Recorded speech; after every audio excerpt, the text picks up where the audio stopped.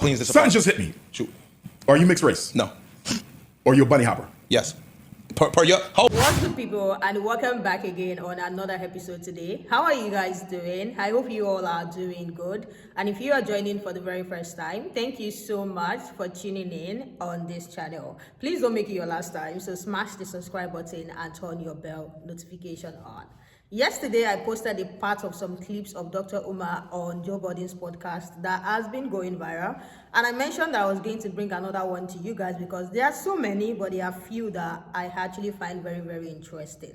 So in this particular clip, he talked about how you can never or you shouldn't be pro-black and then go back home to go and lay with a white woman. That means that the people who are so loud, who are, speaking about black issues, who are fighting for black people, like it's so wrong to now hear that, okay, you're going back home to go and be with a white woman. Like it's not making sense. It's not adding up. And that particular clip is going viral. A lot of people are stitching into it. I am going to roll the clip of how he said it. You guys already know he's going to be so loud about it. So I will roll the clip of how he said it, and then we can get into what the people are saying about the statement he made, because the people he was having this conversation with on that podcast were not really agreeing with him because they go back home to lay with a white woman. So without wasting much time, let me just roll the clip and let's get right into it. Manager that he hired to come in here and clean this motherfucking apartment. Joe might not know who the fuck cleans this Something apartment. just hit me. Shoot.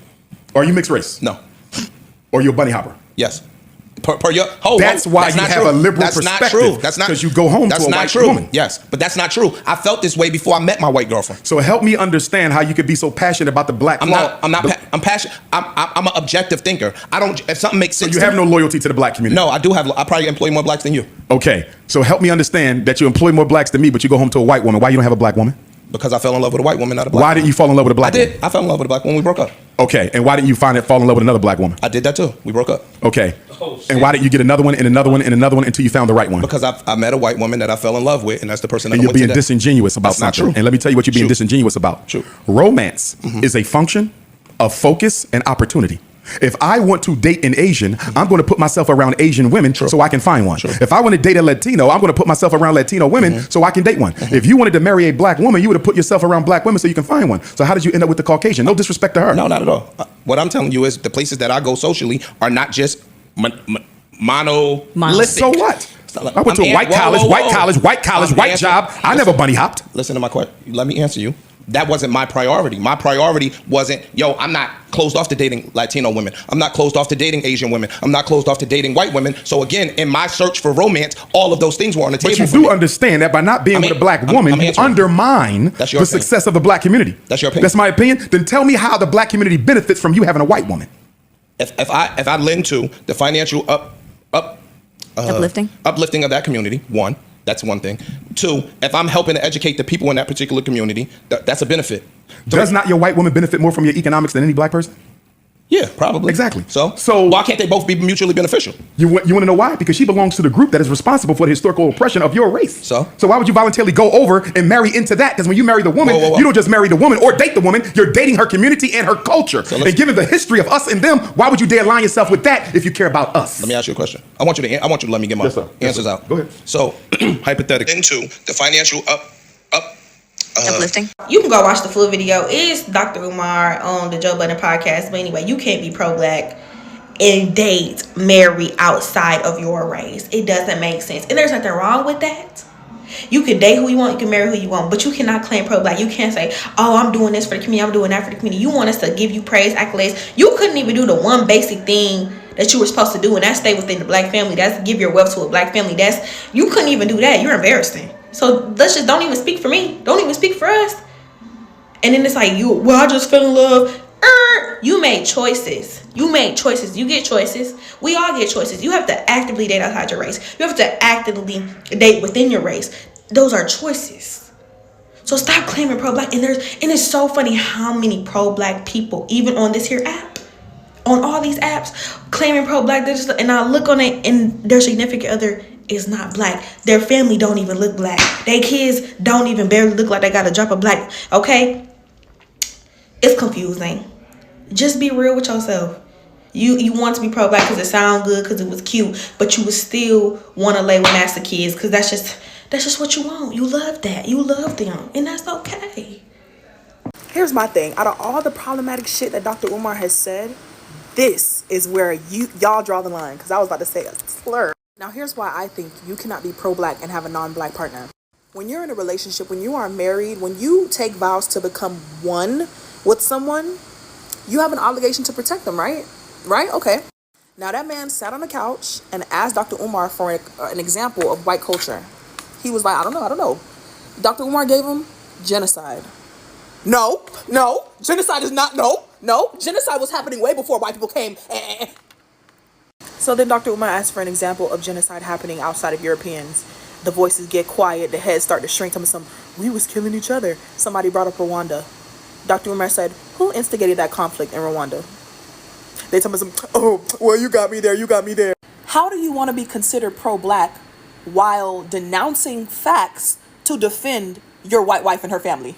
Dr. Umar Johnson is one of my favorite broken clocks. If you don't know what I mean, the saying goes, a broken clock is right twice a day. The reason I'm referring to Dr. Umar Johnson right now as a broken clock is because he has done and said a lot of foul things for different demographics, right? But if you catch him in a clip, he be going crazy.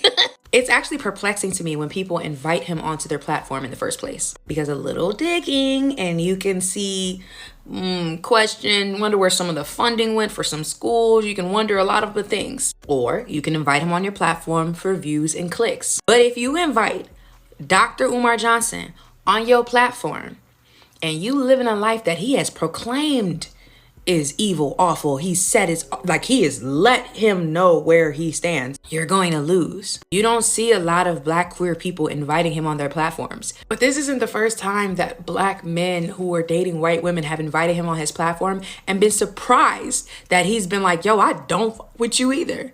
You know what I find kind of funny about this clip? And it's not like a real, it's not like a think piece or anything, so don't get your knickers in a twist.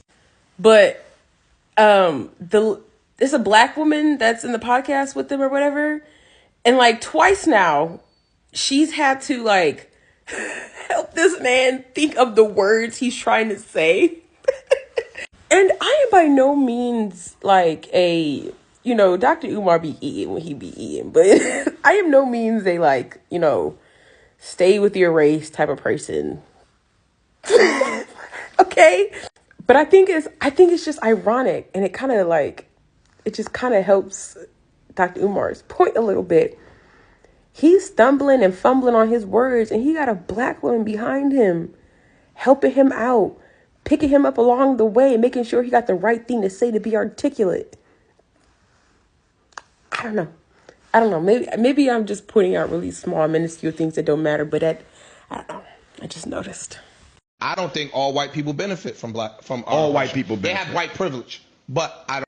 Do what you do. Do as you please. Ain't nobody gonna tell you who to date. But when you do date people, when you do, and when you partner with people for life, long term, this is who you're going to be with, who you choose to partner with for life.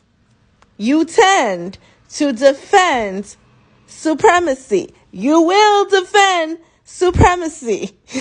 That man is jumping everywhere, hot and heated, trying to make it seem like supremacy is not that violent, because there are a few black people who got money in this country. He is jumping everywhere trying to make this point. You know why? Because he is married to a woman. Okay. You have to justify and you have to make it seem like supremacy is not that bad, because guess what? You are with one of them. So everybody do as you please. Okay. But please remember that when you are with them, you will defend their community. He is going up in arms about defending people. Baby, he is going off defending the poor white people, because that is who he is married to. Just hit me. Shoot. Are you mixed race? No. Or you a bunny hopper? Yes. I've always wondered this. So, white women, isn't the term snow bunny derogatory toward you? Or the term of bunny hopper, which is the act of dating white women, isn't that derogatory? Because basically it's just saying you guys are so sexually promiscuous that you're just there to be like humped. And I see some white women calling themselves snow bunnies. I know it generally means white women who date black men. But when if he'd respected the woman that he's with? Wouldn't he have said, no, I'm not a bunny hopper. I'm a man who is dating a white woman. I mean, is it a term of endearment if someone calls you a snow bunny? Can only black men call you guys snow bunnies? Since it's only about you dating black men? That's very weird. Very weird. What do you guys think about what all these people said? You see the sound where he was asking, "Are you a bunny hopper?" is really going viral on TikTok right now. And if you want to have the laugh of your life, just go search for that sound, Dr. Umar Bunny Hopper. You will see people using that sound, and I can assure you that you are going to laugh. Like, he was trying to defend it, he was trying to get something up, but you should know Dr. Umar is very, very strong on what he stands for. This comment said, he's so consistent with his views. That man does not waver. Like, if you know Dr. Umar, like if you have been seeing his clips, if you have been watching his interview, there are some questions that they will ask him that even before he starts talking, you already know where he stands. You already know that this man is not shaking. He has made that, he has established that, and made that fundamentally clear that he's never going to be on the side of some certain people. And he has been consistent with that for years. Another person said, I love it when they invite him and he hits them up. Because like he said, we can ask him the funding question, but no. One of the stitches said, you should know some of the things that he does not like agree with before you invite him on a podcast. Like, you should already know that he doesn't F with some things before inviting him on that podcast. So you thinking he's going to be there and supporting you is a lie. Dr. Umar is someone who can say F you to anything as long as it doesn't stand with it. Is going to say F you to it. Another person said, he is the perfect example of standing on business. That man doesn't waver. Another person said, to be honest, I find him intelligent. He be speaking facts as sometimes he is unserious. But some of his statements are well researched. Yeah, I feel like the way he presents, the way he talks, the way he, passes message across sometimes, I will be laughing sometimes because it's just like you're eating them up, and these people are struggling with a comeback. That's not to say every single thing he has ever said is right, but it's almost like you've known someone so well, or you've watched someone so well, that even when they are serious, you can still laugh with the way they are delivering their message, because he has done a lot of research and he's forever going to be standing on business. Another person said, let him speak for long enough. He's going to say something widely out of pocket. But before that, he might give you a gem or two. And this is just somebody agreeing to the fact that it's that broken clock that can be right twice in a day. And I totally agree with that analogy. That analogy literally made me smile because it's very, very correct.